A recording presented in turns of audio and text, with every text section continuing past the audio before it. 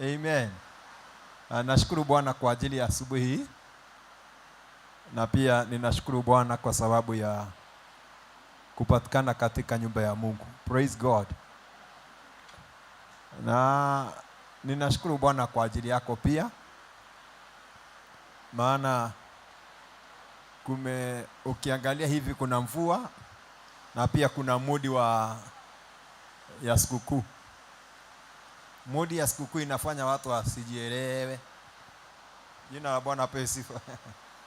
Mudi ya sikukuu hata ibada za katikati zinakuwa gumu, maana watu wako na lot of mkimbio wa hapa na pale. Jina la Bwana apewe sifa.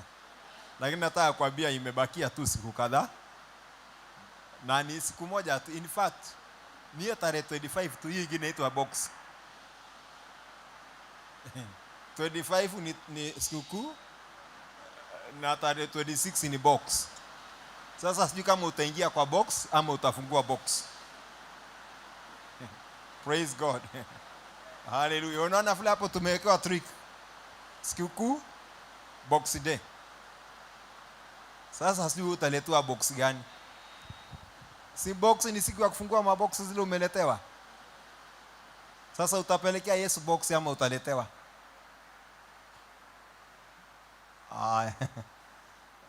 Asanteni sana. Asanteni, karibuni sana kwa ibada ya leo.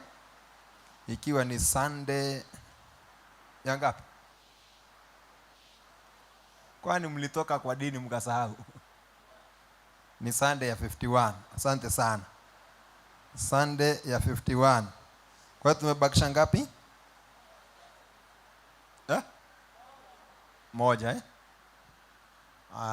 tuondokea 2026. Kwa hiyo ukifikia next Sunday unabakisha siku 3 ama next Sunday unabakisha siku 2, 3 uongezee mwaka. Kama ulikuwa na 49 please unaingia na 50. Bwana asifiwe. Niulizie neighbor, hiyo miaka yote Mungu anaweza pata nini kwako? Inafaa ujue kama ile miaka umekaa inapelekana na ile kazi umefanyia Mungu. Jina la Bwana apewe sifa. Maana kila mwaka utatoa hesabu yake. Kila mwaka. Mungu hawezi kupatia mwaka pasipo mpango yake. Ukiona umefuka 2026, kuna kitu unafaa ufanye. Ukitoka 2026, 2027, kuna kazi unafaa kufanya. Bwana Yesu asifiwe sana. Pia kuna watu watakuja kudaiwa ulipatiwa watoto haukuwatunza vizuri. Yaani ujue kama umepewa watoto ni kazi umepewa. Jina la Bwana apewe sifa. Vile mchungaji atakuja kutoa hesabu ya washirika, mama utakuja kutoa hesabu ya watoto wale ulipewa. Maana in fact mama kazi kubwa umepewa ni ya kulea watoto. Ndio unaona hata watoto sana sana wanakimbilia kwa mama, wanacheza na mama. Ni baba na mama, nani anashinda na watoto sana? Sasa mama kazi yake utakuja kuulizwa vile umewalea, na baba vile umepeana mahitaji ya watoto. Jina la Bwana apewe sifa. Amini kwamba Mungu alikupatia kazi ya kuangalia watoto. Asanteni kwa ajili hiyo. Hiko somo. Sasa nataka leo tujifunze asubuhi ya leo nguvu iliyo ndani ya neno la Mungu.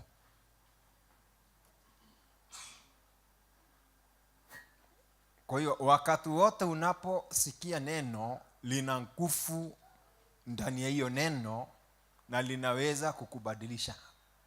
Bwana apewe sifa. Na ndio maana unaangalia Biblia inasema ya kwamba imani huja kwa kusikia neno la Kristo, sio maneno. Jina la Bwana apewe sifa. Kwa hiyo wakati wote unaposoma neno, ni vizuri ulielewe lina nguvu. Na neno ni Yesu mwenyewe. Haleluya. Kwa hiyo wakati unaposoma neno, lielewe lile neno kuna mahali litakupeleka, na utakapoliamini neno litakubadilisha. Wengi wetu hapa ni neno limetubadilisha. Jina la Bwana apewe sifa. Na ndio sasa tunafaa tuondoke maeneo ambaye tutaelewa mambo mengine. Jina la Bwana apewe sifa. Haleluya.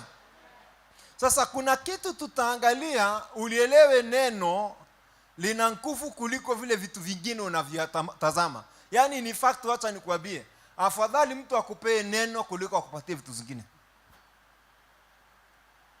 Unaona, mtu ambaye amejaa mafundisho ya neno la Mungu, kuna vitu kwake haviwezi potea, kuna vitu kwake haviwezi ibiwa. Jina la Bwana apewe sifa. Haleluya. Then kuna utaingia kwa raha. Neno linasema ile raha Musa alikuwa Yoshua alipeleka watu kwa Kanaani. Hiyo raha haisabiki, tunangojea raha ya Wakristo. Jina la Bwana apewe sifa. Na ile itakayokupeleka kwa hiyo raha sio Joshua tena. Haleluya. Na sio Musa tena, ni neno. Aya. Yaani in fact, wana wa Israeli walipelekwa Kanaani kupitia Musa na hakufika. Biblia inasema ya kwamba Yoshua akachukua akawapeleka rahani, bado la hiyo raha haikufika. Maana raha ni kustarehe, maana ni kumaliza kazi alafu unastarehe. Haleluya. Kwa hiyo neno litatupeleka kwa raha, ambapo itatuelekeza vile tutamfikia Kristo, na vile tutamuona Kristo, na vile tutabadilishwa na Kristo tuingizwe kwa raha ya milele. Haleluya. Jina la Bwana apewe sifa. Kwa hiyo kitu itatuongoza kufika kwa raha ya milele ni neno. Kwa hiyo tukikosa neno, kuna maeneo hatutafika. Na ndio maana unaona tunafaa tukutane. In fact, pasipokuwa ni hizi changamoto za dunia hii, inafaa kila siku upate mahali utapewa neno. Haleluya. Na ni changamoto za dunia hii. Sasa kuna kitu hapa tutaangalia neno likoje. Bwana apewe sifa. Neno la Mungu lina nguvu kuliko ndoto ya manabii. Yaani in fact neno la Mungu liko na nguvu kuliko hata ndoto ya manabii.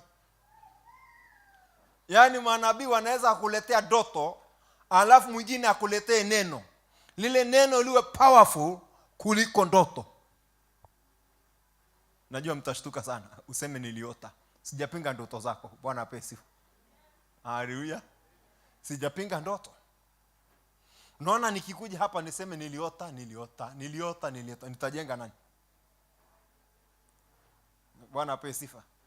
Lakini ukikuja ukisema neno la Mungu linasema, lile neno lina nguvu kuliko zile ndoto ninaota. Jina la Bwana apewe sifa. Haleluya.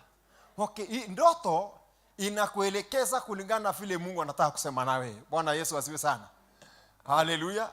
Lakini ndio maana unakuta Paulo anasema hata tukinena kwa lugha mbele za watu hatujengi mtu yoyote.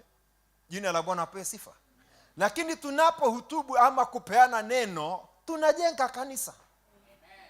Kwa hiyo neno ndilo litajenga kanisa la Bwana. Haleluya. Jina la Bwana apewe sifa. Sasa basi tuangalie Yeremia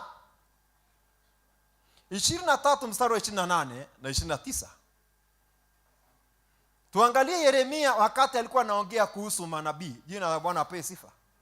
Aliongea kuhusu manabii, lakini kuna kitu hapa anapeana ambaye ni kitu ya muhimu sana tunafaa tuelewe katika neno hilo.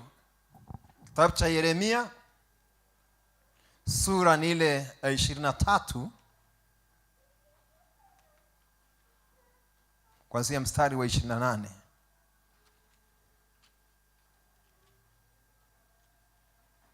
Inasema nabii aliye na ndoto na aseme ndoto yake, hajasema ndoto ya Mungu. Sijui kama mtashika vizuri hapo. Nasema nabii aliye na ndoto na aseme ndoto yake. Kwa hiyo ndoto ya nabii. Jina la Bwana apewe sifa. Haleluya. Na yeye aliye na neno langu aseme neno langu kwa uaminifu. Jina la Bwana apewe sifa. Aliye na neno langu. Na ukiangalia hata manabii wa zamani hawakuwa wanasema ndoto ya Bwana ikanijia. Walikuwa nasema neno la Bwana likanijia. Jina la Bwana apewe sifa. Alafu Ezekieli ndio anaongea kabisa kuhusu neno likanijia. Na Yeremia alikuwa anasema saa nyingine unapata neno la Bwana likanijia. Nabii anasema kwamba roho wa Mungu akawa juu yangu. Jina la Bwana apewe sifa. But hapa inafika kwa sababu ya ndoto ambazo zilikuwa zinatokea, wanaongea mambo ambayo ni ya amani na hakuna amani. Hasa ikabidi Mungu akasiriki atume nani? Yeremia. Utakapoenda kusoma hiyo kitabu chote cha Yeremia 23. Lakini hapa tunaangalia hii nabii aliye na ndoto na aseme ndoto yake. Na yeye aliye na neno langu na aseme neno langu kwa uaminifu. Makapi ni nini? Makapi ni kitu gani kuliko ngano? Swali anauliza. Jina la Bwana apewe sifa. Wakati unapovuna ngano, yale makapi yale unatoa ngano ibaki. Na ngano ni ipi yenye maana? Kwa hiyo makapi haiwezi mea hata ukiotesha. Haleluya. Yaani hata wakati umevuna mahindi ama maharagwe, ukichukua ukipepeta hivi juu, kuna ambaye mfano wa mahindi inatoka. Hayo ukiyaotesha hayamei. Hata uchukua maji uweke mahindi juu ndani ya maji, kuna yale ambaye yanayekuja hapa juu. Jina la Bwana apewe sifa. Haya hayana nguvu wala uhai. Maana chenye uhai kinazama ndani ya maji. Hamunielewi? Mtu ambaye amechukuliwa na maji kabla hajafa hawezi kuja juu. Praise God. Lakini akifa anakuja juu. Lakini akiwa hai anazama. Maana kina uzito na kina uhai. Sasa makapi hayana uhai. Sasa nabii anaongea akifananisha kwamba ndoto ni makapi. Yaani kuna mambo unayepokea iwe ni makapi sio ngano. Ndio nabii hapa anasema asema neno langu kwa uaminifu. Makapi ni kitu gani kuliko ngano? Jina la Bwana apewe sifa. So my sister, my brother, tafuta ngano, maana ina uhai. Tafuta neno, maana lina uhai. Neno linaweza kukufikisha mahali ambapo hungeweza kufika. Neno linaweza kukuonyesha njia mahali pasipo njia, maana Kristo ndiyo njia na uzima, na Kristo ndiyo neno. Jina la Bwana apewe sifa. Alafu anasema, maana ameuliza swali. Sasa anasema asema Bwana. Haleluya. Sasa anafika mstari wa 29 sasa. Anapeana picha ya kile anachoongea. Haleluya. Je, neno langu si kama moto? Haleluya. Hajasema je, ndoto yangu sio kama moto? Haleluya. Na ndio maana manabii wote wakitoa unabii walikuwa wanatoa unabii ukiwa umeandamana na neno. Jina la Bwana apewe sifa. Na ndio maana hatuwezi kuja hapa tuongee maneno tu pasipo neno. Kwa hiyo neno ndiyo kila kitu kwetu. Alafu ameliweka mfano ni moto. Haleluya. Tutaangalia kama mambo 6 katika neno mfano wake. Alafu anasema asema Bwana, kama nyundo ivunjayo mawe vipande vipande. Yaani hapa Yeremia anafananisha neno mara mbili. Ya kwamba neno ni moto, kwa hiyo inaweza unguza. Jina la Bwana apewe sifa. Kwa hiyo ukihitaji pepo isikae kwako, kaa na neno. Haleluya. Ukitaka vitu vyote vya ambavyo ulimwengu wa kiroho visicheze na wewe, kaa ndani ya neno, na neno likae ndani yako. Na ndio maana Paulo hakusema ndoto iwe kwa wingi kwenu. Paulo anasema iweni na neno la Kristo ndani yenu kwa wingi. Bwana Yesu asifiwe sana. Na hajasema kwa mawazo, amesema ndani yenu. Kwa hiyo wakati wote neno la Mungu lina maeneo. Bwana apewe sifa. Na ndio maana tukiangalia mtu ambaye alifika tu kwa Yesu, hakumwambia afanye kitu kingine, alisema sema tu neno. Bwana apewe sifa. Alafu anarudi, tunampata Yesu anatokea, wanafunzi wameteka samaki usiku kucha hawajapata. Wanaambiwa watupe neti upande mwingine. Lakini naye kitu kininifurahisha, Apostle Peter anasema kwa neno lako. Haleluya. Hajasema kwa ndoto yako. Na ndio maana unakuta makanisa mengi yameharibiwa na ndoto. Hata wengi wametoka kanisani ni ndoto zimewatoa. Niliota. Naye shetani akagundua mnapenda ndoto, mtaoteshwa sana. Bwana apewe sifa. Haleluya. Sikatai kuna ndoto za Mungu. Bwana Yesu asifiwe sana. Lakini ni vizuri, ndoto ya Mungu haichanganyi huzuni. Na ndoto ya Mungu haikutoagi mahali Mungu amekuweka. Halo? Jina la Bwana apewe sifa. Kwa hiyo naye anasema neno langu ni kama moto. Haleluya. Na ni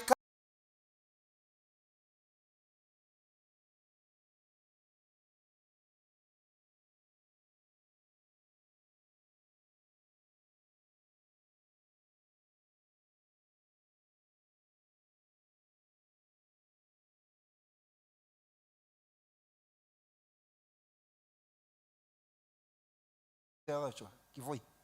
Oh. Jina Bwana, kifoi kwa Kiswahili ni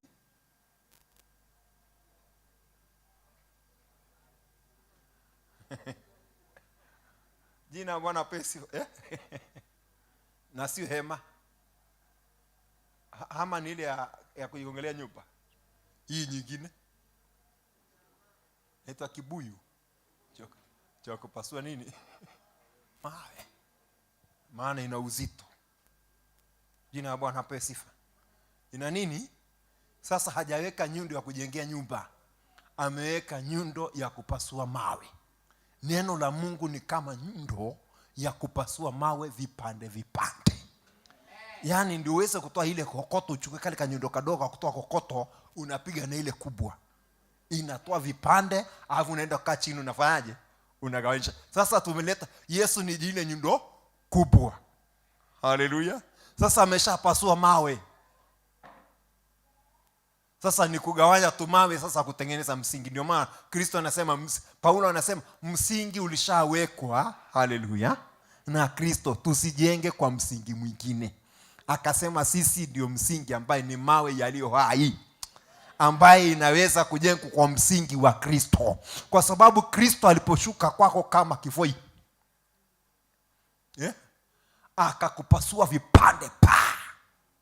Sasa kazi yako ni sisi hapa ni kukuchonga utoshe kwa msingi.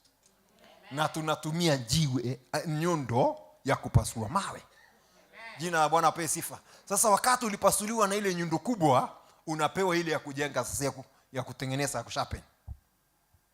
Jina la Bwana apewe sifa. Sinaona mawe ya kutolewa Kwale, kuna mtu anashika kale kabati na kanyundo, anagonga, anaweka kona level. Sasa ni level, ukishapasuliwa na hiyo nyundo kubwa, sisi tunakuja hapa tunakuweka level na kanyundo kadogo. Ni hivyo tunafanya. Ambia neighbor kubali kuchongwa na kanyundo. Sasa shida yako ukija kanisani ukinyoshwa na nyundo, unasema amenigonga sana. Sasa ndio uelewe ya kwamba neno la Mungu lina nguvu sana na ni moto. Bwana apewe sifa. Kwa hiyo tunahitaji tukija kanisani tupewe kitu ya kutuchoma. Haleluya. Maana hajatuambia neno la Mungu ni baridi. Hajasema neno la Mungu ni baridi. Na hajasema neno la Mungu ni la kubembeleza.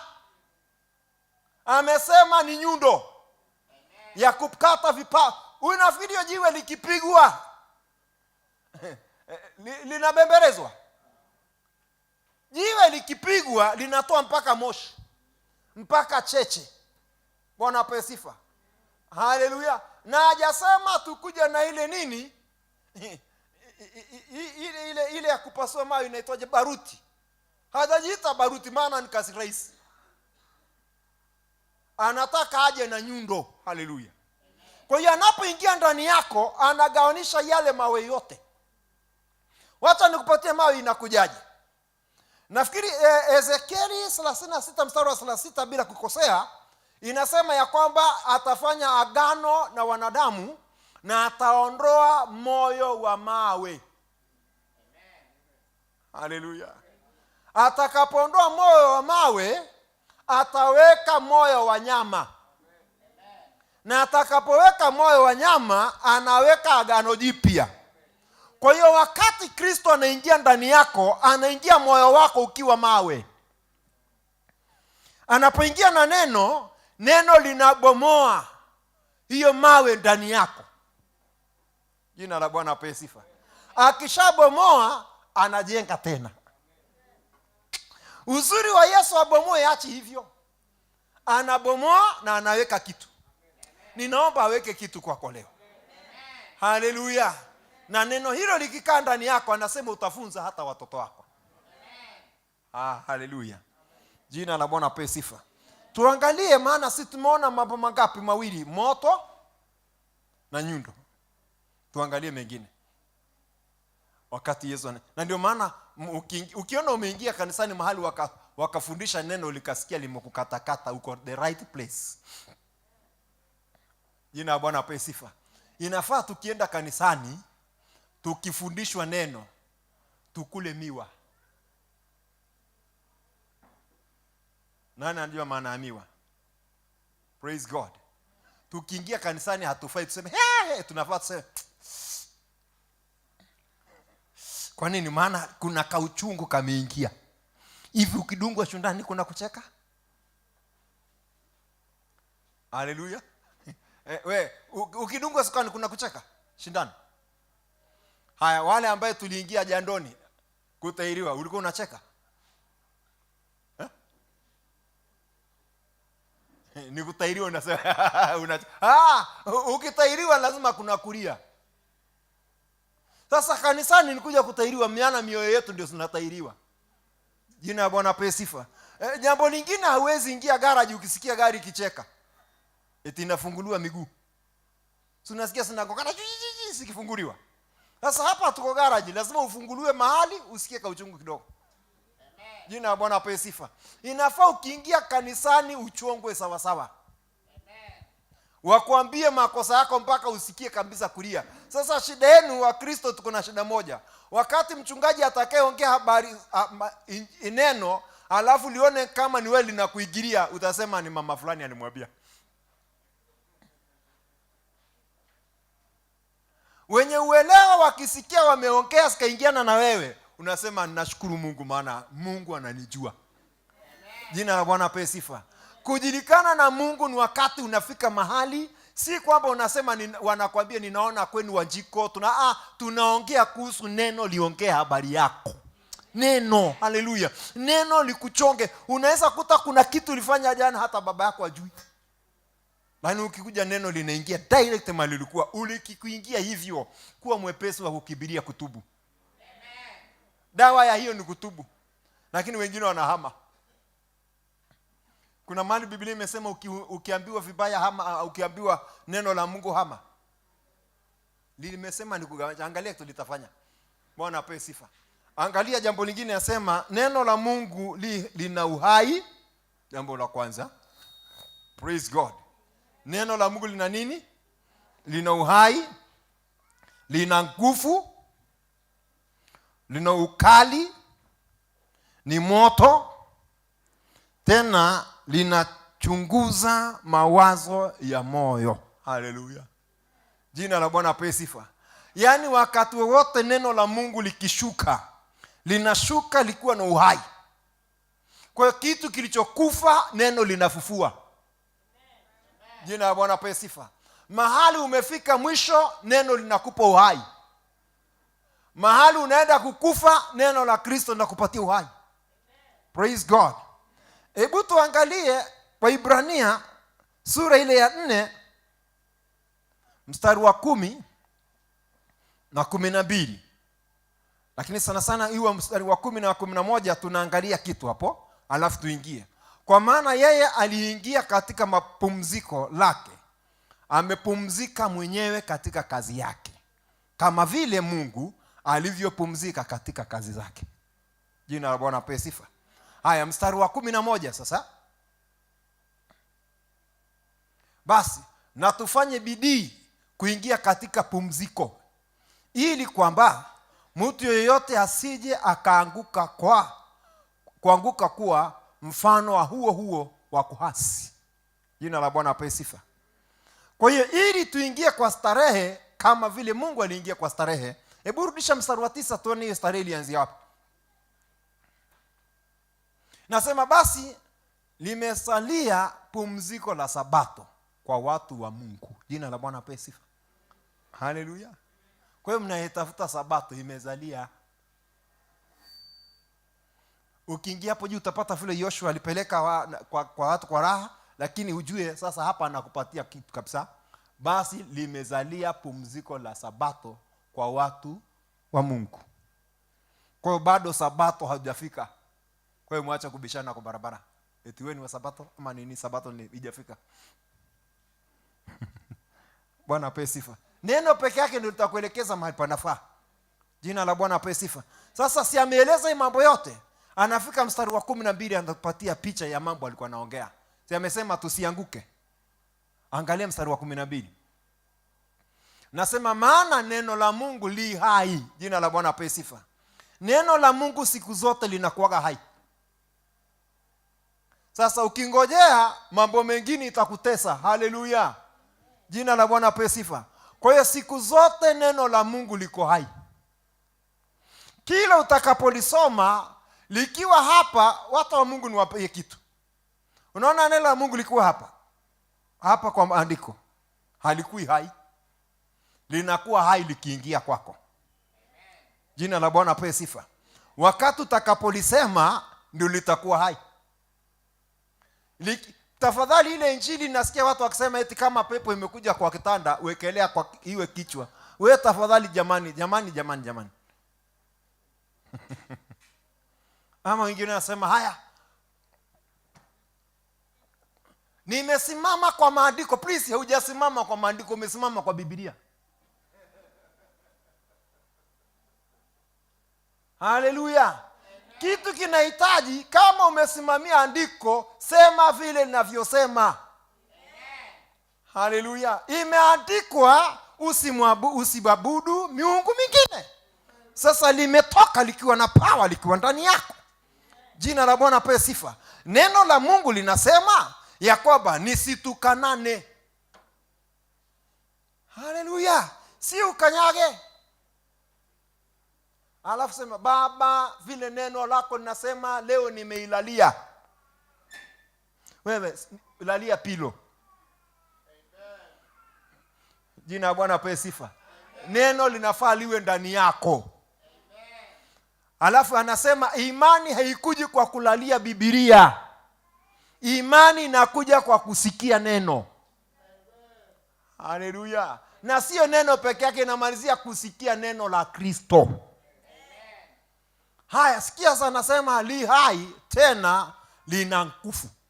Tena lina nguvu. Kwa hiyo neno linazalisha.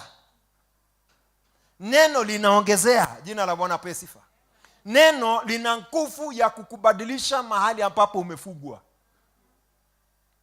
Neno linaweza fungua akili yako uone mambo mengine hujaiona. Neno. Haleluya. Hata hapa kuna watu tu ni neno lilikufanya vile ulivyo. Neno. Neno linaweza kufanya upendeke. Neno. Haleluya. Maana ndani ya hilo neno lina nguvu. Please, wakati unapoingia kwa kazi yako, speak the word. Haleluya. Wakati unapoingia kwa biashara yako, wacha kumwaga maji. Eti anointing water. Umebeba paka chumvi ambaye ya upako. Paka ulinunua kifagio ya kufagia purpose kazi yako, kifagio. Tiki una anointing. Please, upako haiko kwa kifagio, upako uko kwa neno. Haleluya. Simama usengumze Deuteronomy 28 verse 12.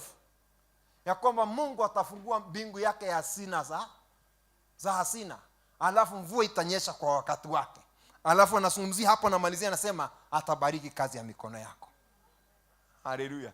Neno linasema atabariki kazi ya mikono yangu na nimeingia kazini. Haleluya. Nimeingia kazini.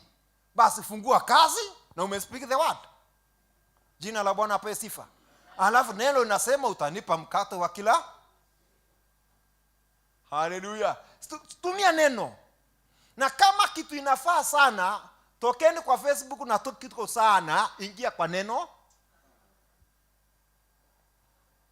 Haleluya. Yaani ingekuwa ni vizuri kila siku uwe na one verse. Uwe na mstari mmoja wa Biblia umekariri. Jina la Bwana apewe sifa. Haleluya. Yaani hata unaweza fika tu ni dhambi unaenda kufanya, unakumbuka neno nasema mwili wangu ni hekalu la Roho Mtakatifu. Yaani si ya kuomba. Ni kuiambia wewe. Biblia inasema katika Wakorintho 6 mstari wa 16 kuendelea kwamba mwili wangu ni hekalu la Roho Mtakatifu. Jina la Bwana apewe sifa. Haleluya. Akileta fujo unawaambia ni nyumba ya Mungu. Ukiona kuna vitu inakusumbua utumie na havina maana. Isaia 55. Ina haja gani ununue vitu hazina faida kuvitumia? Jina la Bwana apewe sifa. Kwa kutumia pesa yako. Maana anasema njooni mlio na kiu na njaa mnunue bila fedha. Haleluya. Jina la Bwana apewe sifa. Haleluya. Ukiwa kama uliokoka ukiwa mrefu, wakati unasikia kakiu, tumia Methali 23 kuanzia 29. Ni nani mwenye kelele sio na sababu ni mrefu, unakumbuka sitaki kuwa mrefu.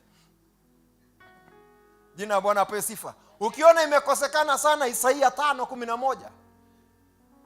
Haleluya. Inaongea kuhusu urefu unakimbia. Praise God. Haleluya. Kwa hiyo neno la Mungu ndio linafanya uweze kugeuka mahali ambapo Mungu anataka uelekee. Hata unaweza itishwa hongo, ukumbuke tu neno la Bwana nasema ule atakayepokea rushwa na peana amekuwa kipofu, unakataa kuwa kipofu. Na ndio unaona barabarani magari mabofu yanapita kwa sababu tayari walikula hongo, hawaoni tena, wamekuwa vipofu. Yaani hakuna mahali hakuna jawabu katika neno la Mungu. Jina la Bwana apewe sifa. Kuna jawabu kabisa. Katika neno la Mungu lina jawabu kila kitu. Praise God. Hata kama please badala ya kwenda kwa mganga ukatafute faida, ingia katika Isaia 48. Haleluya. Inasema ya kwamba nitawafundisha kupata faida. Kwa hiyo faida ukihitaji tu ingia kwa neno. Mungu anakufundisha kupata faida. Kupata faida ni nini? Kutoa fungu la 10. Kupata faida ni nini? Hauwezi unaingia katika Deuteronomy, unaingia katika Wakorintho wa kwanza 9 ama wa pili 8, unapata ya kwamba apandaye haba. Sasa unataka upande kidogo uvune nyingi, kwani wewe ni umepikia Yesu chai? Vile unatoa kadogo ni hivyo neno na kupatia limit. Vile unaomba sana ndivyo unamuona Mungu sana. Aya. Jina la Bwana apewe sifa. Vile uko committed kwa Mungu sana ndivyo Mungu ako committed kwako. Sasa kama unataka kumpinga shetani, wacha kumwambia una sura mbaya. Unajua kuna maombi mengine mnaomba mpaka mnalemewa sasa. Nasikia mtu akimwambia shetani sura yako ni mbaya, hata una akili. Ondoka kwa hiyo. Ingia kwa Yakobo 4. Mkaribieni Mungu na shetani afanyaje? Ukisumbuka sana, tunaona katika kitabu cha Yuda, tunaona shetani wanamenyana na malaika. Si kuona mahali malaika alitukana shetani, alimwambia Mungu akulaani. Lakini umemkanyaga, umemkata kichwa. Simemwanyonga sana huyu shetani. Na hakufi. Yaani imagine mwole watu 200 na kitu wanamnyongaga. Alafu ukienda nataja tu, ukienda Donholm watu 2000, ni 1500 wanamnyonga. Kwa kibishop 10,000 wanamnyonga. Kwani hawezi kufa? Please, hatujaambiwa kunyonga. Neno la Mungu ndio kila kitu. Hatujaambiwa tumnyonge shetani. Someni maandiko vizuri.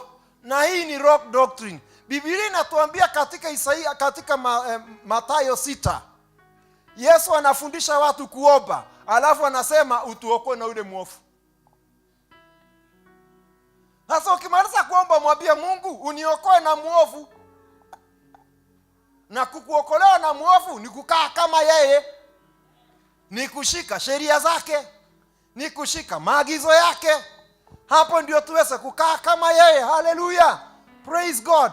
Wewe uliona mahali Yusufu akikemea Potifa na kukata na kupiga ngumi Potifa? Kuna ingine ni ya kukimbia, maana neno limetufundisha kuna kukimbia na bizingine. Hallelujah. Ni neno. Ambia neighbor ni neno tu litakusaidia. Tukiendelea zaidi neno linatusaidiaje? Bwana apewe sifa. Unasoma Saburi sura ile ya kwanza, kuanzia mstari wa kwanza. Heri walioingia kwa baraza lenye nini? Mzaha. Hebu angalia, heri mtu yule asiyekwenda katika shauri la wasio haki, wala kusimama katika njia za wenye dhambi, wala kuketi barazani pa wenye mzaha. Sasa unaingiaje mahali penye baa mnapanga eti budget ya kufanikiwa? Mzaha usitoke hapo. Jina la Bwana apewe sifa. Utasimamaje mama na mzee ameanza kukuambia una macho ya kupendeza na unasimama tu hapo? Neno ndio litakutoa hapo. Jina la Bwana apewe sifa. Utasimamaje hapo kasichana na umesikia kijana kameanza kukuambia macho yako ni ya gololi? Wewe unaona kama uko na goli ile, yani tayari kutukana na umesimama hapo. Hivi macho gololi, unajua gololi ni nini? Gololi ni kile inachezwaje kile kia watoto unakutaka kufanya hivi. Bano. Sasa unaitwa bano na unasema wewe si uondoke mapema.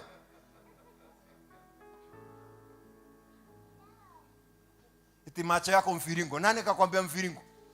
Sasa ukiwa na neno unajua ni mzaha. Jina la Bwana apewe sifa.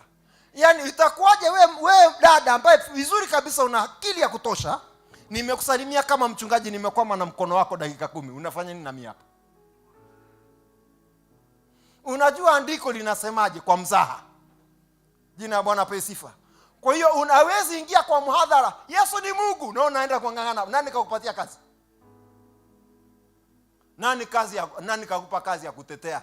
Kaa kwa andiko. Kaa kwa neno. Neno limesema Yesu ni mwana wa Mungu. Acha kutafuta mambo mengine. Yesu ni nyundo. Basi amekubomoa, wewe ndio umebomolewa, wengine hawajabomolewa. Haleluya. Turudi kwa hiyo andiko. Haleluya. Yaani kama kuna kitu mtashinda nayo hii wiki ya sikukuu ni neno. Biblia inazungumzia katika Wakorintho kwamba sadaka zimetolewa kwa sanamu. Na Mungu hawezi kula meza moja na nini? Na shetani. Kwa hiyo si vitu zote, masherehe zote mtaenda. Haya. Si kwa la sherehe mtaenda. Eti kwa sababu ni sikukuu. Hii sikukuu ndio itafanya mpaka watu wanasema kalizaliwa. Aya, mnachika tunasema kalizaliwa. Kwa Mount Kenya ndio vizuri kasha alilio na hizo tushiare. Please, sio sikukuu ya kwenda date. Ni sikukuu Yesu amezaliwa ndani yako. Na kama Yesu amezaliwa ndani yako unakaa kama yeye. Uliona akienda kwa sherehe? Yesu alipozaliwa watu walipeleka manemane, lakini Yesu Mungu akawakataza. Msirudi. Kwa hiyo Herode ako kazini la round hii kuua watu. Kale kama zaliwa ndani yako kanakofaga tarehe 25. Alafu narudi Januari tunakuwa na kazi nyingine ya kuchukua nyundo, ya kubomoa kitu iliingia ndani yako. Na ndio maana kwa yes, after 25 tarehe 28 ndio Sunday. Ibada inakauaga. Unangangana unaambia watu nione mikono hata iedi. Mara ile nyama. Walikula nyama hata mikono hadi juu. Walipaka mwingine alikunywa kidogo eti hata haina alcohol. Hata mufea anakunywa. Wewe tafadhali tuondoke hapa. Tena mpaka mtu anakoti kabisa Timothy chapter 5 verse 18. Kunywa kidogo. Kwa sababu matatizo ya tumbo. Una shida ya tumbo wewe? Someni maandiko. Biblia ikae kwako vizuri. Ambia neighbor Biblia ikae kwako vizuri. Haleluya. Anasema maana neno la Mungu li hai tena lina nguvu, tena lina ukali kuliko upanga wowote. Haleluya. Kwa hiyo ndio maana ukikuja kanisani mpaka unasikia ukipata mahali penye neno la kweli linakukata. Haleluya. Ulitukana mama jana usiku, unakuja unakutana na neno la kukunyosha. Bwana ape sifa. Uliiba, unanyoshewa hapa kwa neno. Waizi hawaedi. Wako mpango mmoja na shetani. Unakuta kama wewe ni mzinzi, tunakwambia mzinzi pamoja na maumbwa watafukiwa nje. Sio mimi nimeandika, ni neno. Kwa hiyo neno lina karakta yako. Haleluya. Kwa hiyo tukae kwa neno litutengenezee karakta. Haleluya. Ukiwa umevaa vibaya tunakutana na Timothy. Vaa kwa mavazi ya kusitiri. Ni mavazi ya adabu. Bwana ape sifa. Yaani kwa neno liko na dawa ya kila mtu. Kama unatukanana tunakwambia neno linakwambia maneno machafu yasitoke kwa kinywa chako. Haleluya. Kama uko na mpango wa kando tunaingia tu kwa hii tu Waebrania 13. Inakwambia usichavue kitanda chako. Ni maadili ya Wakristo vile wanafaa kukaa. Haleluya. Ya neno la Bwana ndio linatusaidia kuishi vizuri. Praise God.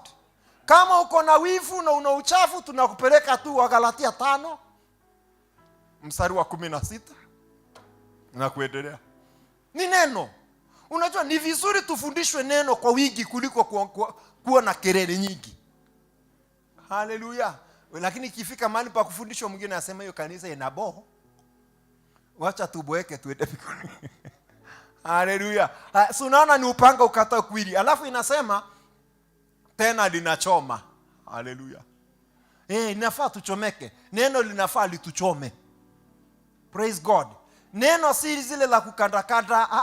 Okay, kuna saa ya kukadwa. Bwana ape sifa. Masaji. Kuna saa ya neno ya masaji. Neno ya masaji ni ile unahubiri mpaka unainua kiti. Mpaka unasikia mtu anasema preacher. Hiyo ni ya masaji. Na unasikia preacher, si yeye linamuingia. Kuna mtu anafaa hapa anaambiwa akatwe sawa. Lakini neno likiingia haliangalii preacher. Linaangalia receive. Ni kuangalia nimelipokea. Alafu unaangalia, yani unahubiriwa neno mpaka mkikutana na ule pastor kwa macho tunaona machozi kimwagika kidogo. Hiyo ndio neno. Haleluya. Praise God. Haleluya. Neno ambalo hata ukihubiriwa hukumbukagi kuleta kitu kwanza. Haleluya. Si ambia neighbor, pastor akatai kuletwa, lakini si wakati imekuchoma si ulete. Haleluya. Yaani useme hii imenikata vizuri. Naomba kuanzia saa Januari watu wakatwe na neno.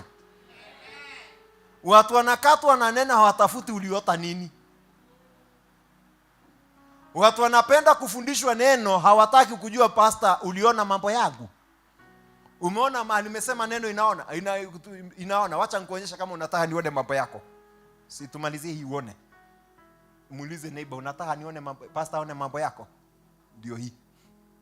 Inachoma hata kusigawanya nafsi na roho na viungo vya mafuta viliomo ndani yake.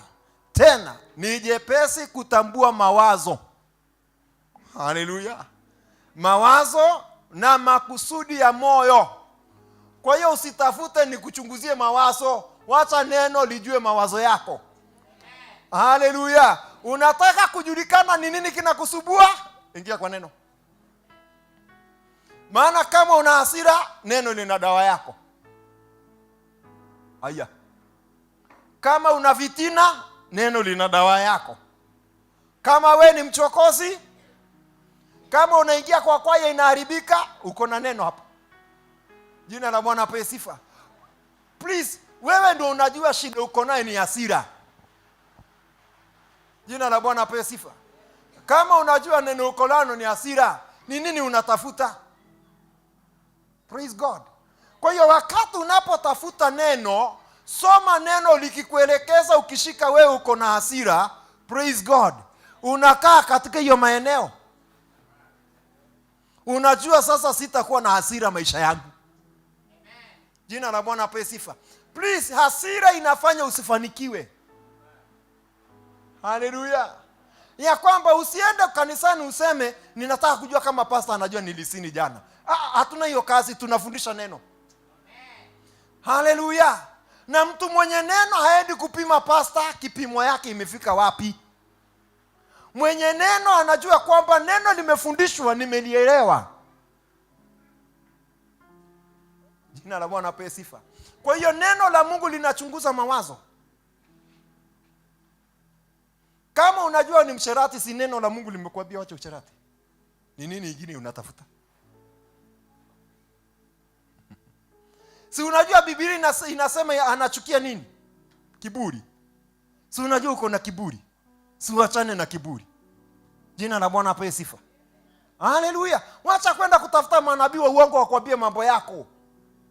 Na tumeona Biblia imetuambia kwamba aliye na ndoto na aseme nini? Ndoto yake, hajasema ya Mungu. Na aliye na neno langu aseme.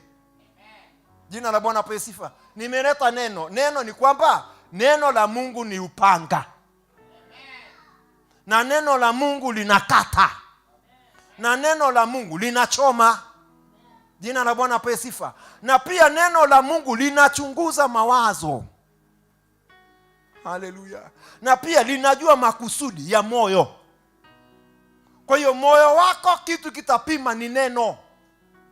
Na kumbuka neno ni nyundo, inabomoa. Kwa hiyo linaweza ingia kwako libomoe mjengo usio wa Mungu. Haleluya.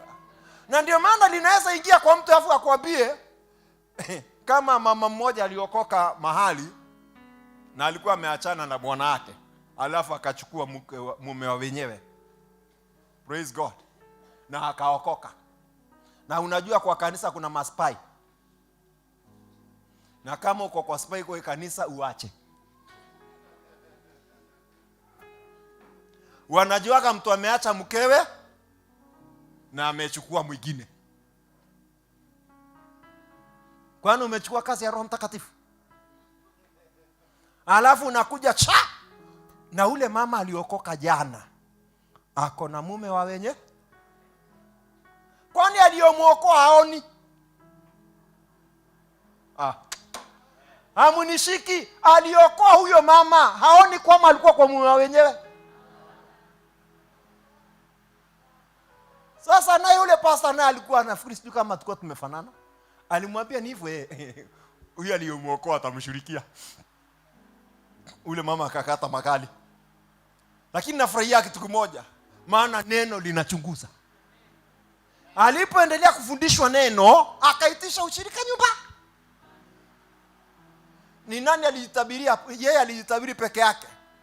Wachana na mume wa wenye. Alitabiri na akataura peke yake. Alipomaliza ibada, ilipokwisha, akaweka nguo za msewa wenyewe kwa pepa. Wakati ilikuwa ni ile Marlboro ya yero. Ikajaa. Alipogonga akaambiwa please, muda umeisha. Mwenyewe ameingia ni Yesu. Na neno la Bwana limeniambia ninafanya dhambi. Akapakiwa nguo, akamwambia rudi kwa mke wa. Sasa ni pastor. Kama pastor angefukusa after wameachana na mke wake 30 years, bwana wake 30 years, walirudiana na wakafunga harusi wakiwa wazee. Haleluya. Lakini ni neno lilimwambia kwamba ukiolewa, ukiachana na mume wako, hakuna kuoa tena, kuolea. Ni neno. Kaa neno. Neno ni upanga. Unajua ni upanga kwa nini? Wakati unataka kuacha mke wako, unasikia unakaa peke yako. Unakaa unasema tuvumiliane tu. Bwana apewe sifa. Sasa hilo unasikia mzee ameharibika, unaona sitaolewa tena, unakaa kwako. Unasema sitaki kuwa single. Ni neno. Niulizie neighbor, unasoma neno vizuri. Mwambie kama ulikuwa unataka kuachana, hakuna kuoa. Aya. Ni mimi nimesema? Si Biblia inasema atakayeacha mke wake na asioe, na atakaye muoa amezini. Ambia neighbor kama uko na mpango wa kuachana, si umwambie. Mwambie hata kama uko na mpango wa kuachana, uka hivyo solo.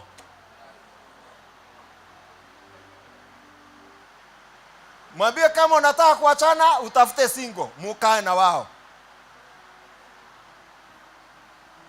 Kwani nimewasaidia? Ni neno ama ni mimi ninasema hivi?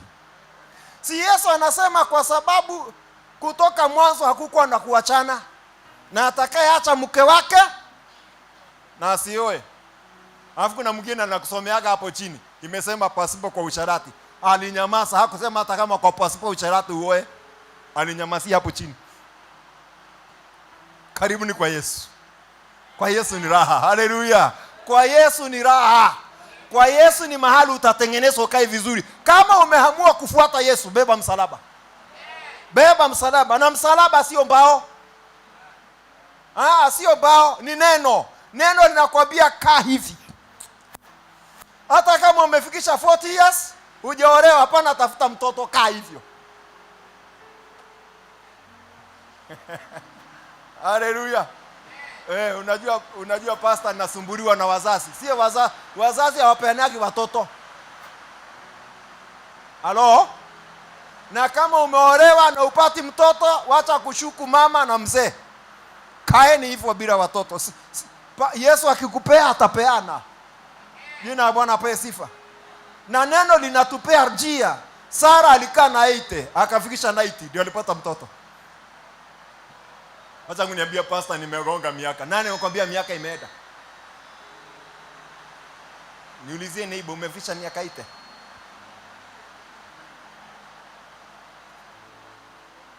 Alafu cha ajabu, Mungu anamwambia Sara utapata mtoto. Anagonga miaka ingine 25 akingojea. Wacha kunisumbua hapa. Pastor niliambiwa, ni roho Bwana niambia nitaolewa na sijaolewa. Please, wacha kutusumbua hapa. Ni 25 years. Na ni Mungu aliongea. Pastor, Mungu niambia nitaendesha gari, nimegonga we please, wacha kutusumbua. Ibrahimu aliambiwa akakaa 25 years ndio apate mtoto. Simtembee na maandiko. Ni Biblia. Alafu isikusumbue sana. Siku moja kwa Mungu ni siku 1000. Na siku 1000 kwa Mungu ni siku moja. Kwa hiyo anaweza kuambia ugonye miaka 1000. Kwani mmenyamaza kimya? Hata msiposema amen, Yesu ni Bwana. Na ubadilishi neno. Kama ulisikia Roho Bwana wakwambia nitakupa promotion, ukasema amen, umegonga miaka 10 kwa ile mshahara ni ile tu. Ni Mungu abadilikaki. Kama unataka kubadilisha, tengeneza Biblia yako. Kuna mwingine anasema pastor anaweza kuongea vibaya. Anasema atatambua mawazo na makusudi. Sasa Mungu akiona mawazo yako ukipata 1,000,000 utakuwa wasimu, atakupea nini? Unajua kuna mtu akipata tu 1,000,000 hapa mzee ameachwa.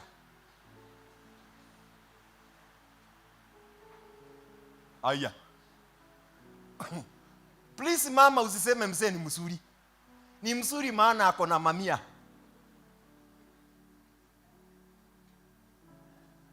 Ngoja banki igonge mita. Alafu au na kagari ka kutembea naweza kuja any time. Nakwambia utajua mzee ni nani. Na unajua shida ya wanaume wakiwa na pesa, akili inagonga kuwa mke wa pili. Kuna wazee wako hapo Mungu anajua kabisa hawezi kupatia zaidi ya 1,100. Watoto waende shule, ukipilipa watoto shule, unangojea tena siku mpaka siku ya kurudisha watoto shule na kupatia 1,100 nyingine unasomesha watoto. Alafu anakupatia kulipa nyumba, imefika hiyo siku. Maana anajua akikupatia zaidi ya hiyo, mzee atalia, huyo mama atalia. Niulizie neighbor, ni wewe unazuia usibarikiwe ama ni shetani?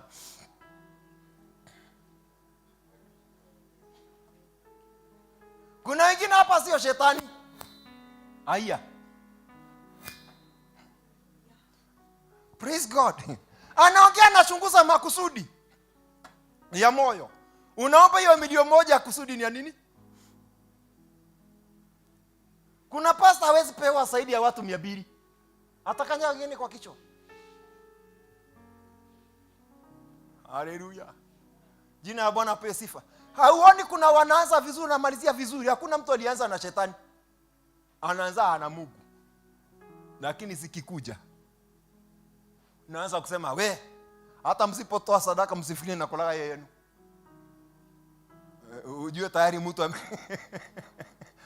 Haleluya. Jina la Bwana apewe sifa. Lakini nataka kukwambia neno la Bwana lina nguvu kuliko nyundo yote. Lina nguvu kuliko mambo yote. Kwa hiyo neno la Bwana linakuchunguza ukoje. Kuna mtu akijenga kwake peke yake hata kanisani hakujagi.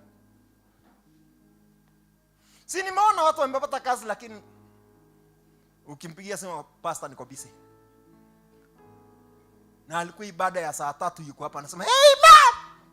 Lakini kazi ilipoingia, na mara kwa mara msifikie naongeaga utoto hapa. Bwana asiwe sana. Ninaposema kuna watu tukiingia ni kulia. Kuna watu watatu kwa kanisa, watatu kanisa. Tukisema ni pere sababu hata atafuti kitambaa kupanguza machozi.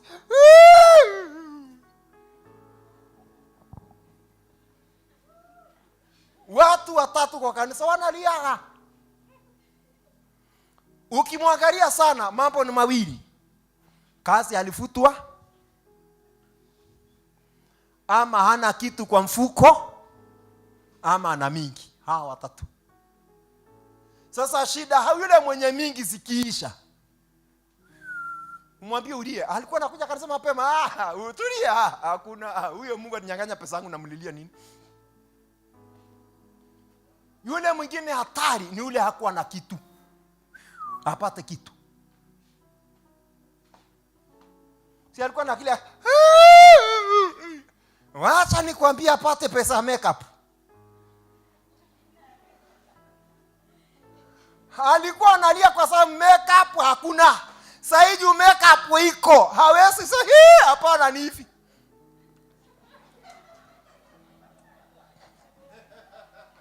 Anasema oh my God, oh my God, oh my God.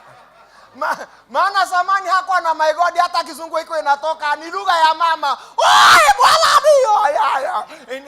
Lakini sasa hivi makeup Jimsam imeingia vizuri.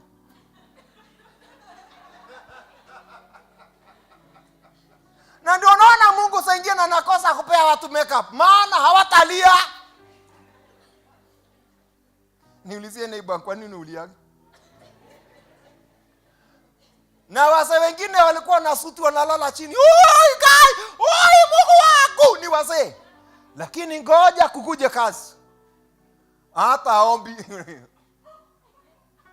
Haleluya, Jehova anaangalia mahali pa kutoa pesa kujenga. Alafu anauliza kwa hiyo chairman wa project hana akili. Na alikuwa kwa maombi. Na zamani juu hakuwa na kitu aoni mahali kuna Mungu wangu. Nikumbuke tu. Sasa shida Mungu anaangalia akikukumbuka maana neno lake linachunguza kusudi ya moyo. Hiyo pesa unaitisha ni ya nini? Kuna mwingine hapa juu sasa kumenyesha. Amepigwa na maji ya mvua. Ngoja tuanze kuomba hapa. Mungu, hata kama ni probox, sitatupia wengine matope vile nimetupiwa. Ngoja, kwa hiyo unataka kwa sababu umetupiwa matope ndio gari unataka? Niulizie neighbor, unakusudi gani katika mambo unataka? Neno linachunguza mpaka kusudi la moyo. Jina la Bwana pewe sifa. Sasa kwa sababu ya wakati situmalizie maandiko moja alafu tuende. Jina la Bwana pewe sifa. Haleluya. Kwa hiyo neno hii nafikiri tutamaliza hata siku nyingine, lakini neno la Mungu linachunguza moyo. Haleluya. Nilipogundua hii maandiko mambo kama haya, nigundua kuna wazee wengine hawapagi kitu kwa sababu wataoa mke wa pili. Na polisi ukiona mama ndio anapata tu zaidi ya kuliko wewe na hakusumbui, shukuru Mungu kwa sababu Mungu aliona ukipewa wewe utamsumbua. Ni Mungu anachunguza kusudi. Jina la Bwana apewe sifa. Hebu niulizie neighbor, wewe katika hapo kote umeona uko wapi?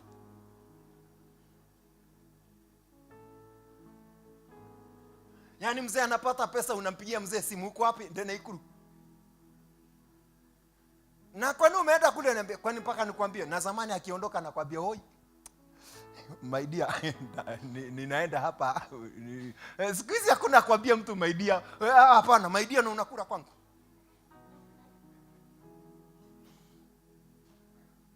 Mama alikuwa akitoka kidogo anakuambia ai na baba fulani kesho nimeitwa na mama fulani itaenda, anaenda. Ngoja apate kazi. Kwani umechelewa?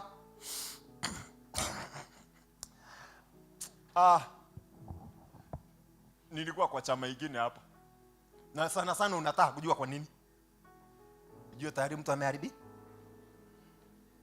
Na Mungu anajua vile atafuga hapa ili kamdomo katulie. Neno la Mungu ni nyundo. Amen. Linajenga, anabomoa. Haleluya. Haleluya. Nyumba nyingi zimebomoka wakati mlipata pesa. Si kuna mtu amejenga mashoneti moja na rara juu? Na mwingine analala wapi? Kama hakungekuwa na mashoneti ungerara juu. Hiyo kitanda huyo unamchukia hapo. Kwa hiyo kuna Mungu anakataa kupeana watu mashoneti kwa sababu kuna mmoja atarara juu na mmoja alale chini.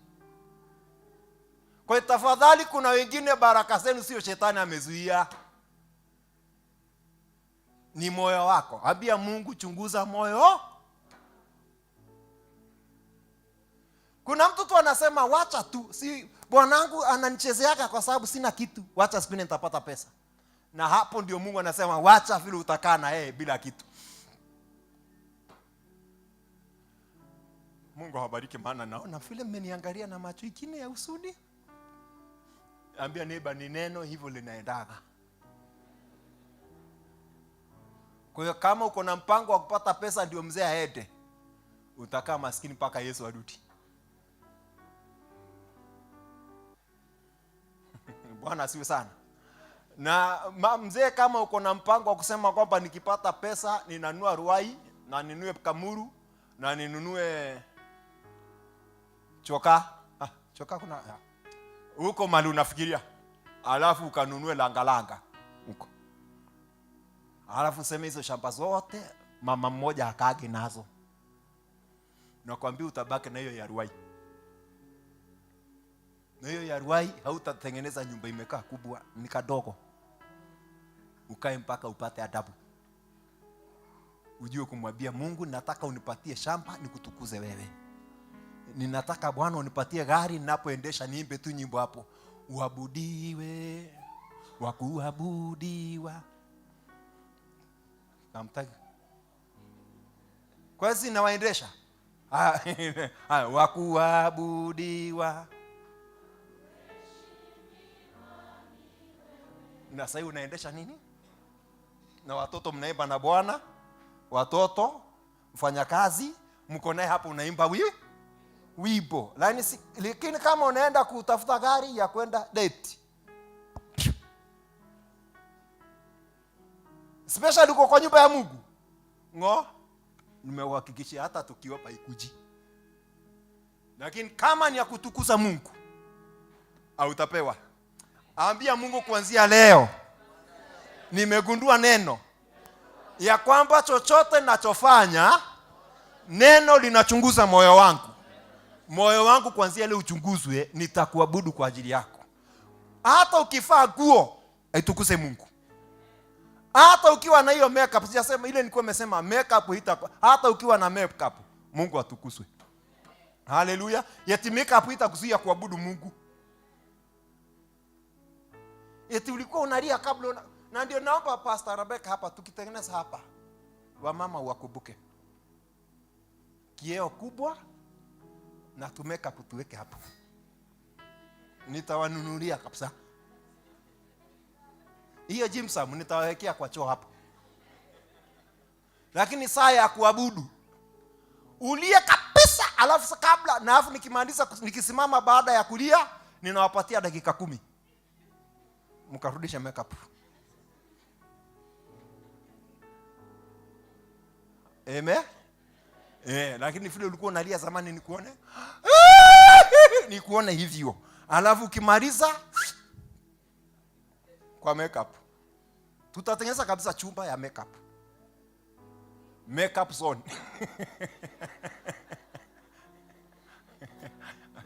Bwana asifiwe sana. Tuache kuabudu Mungu na mzaha. Hallelujah. Praise God. Na itakuwa baraka. Mungu awabariki sana. Hata leo tumeenda sana. Ni utamu wa neno. Hata sijamaliza kuhusu neno. Ni pati B itakuja. Praise God. Na itakuwa baraka sana.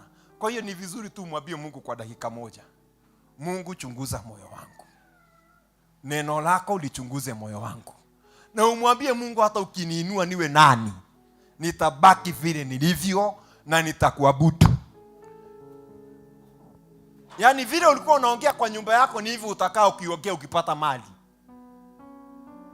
Ambia Mungu, huenda kwa hapa ungekuwa milionia, lakini kile ambacho kimekuzuia, kuna kitu Mungu anaona ndani yako. Kuna Mungu anaona promotion ikikuja, huyu mzee hatalia.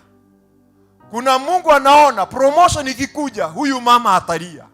Na kwa sababu Mungu, kuliko Mungu afanye watu wake walie, basi anaona analegeza, anaweka kakamba, anafunga kakitu isiendelee.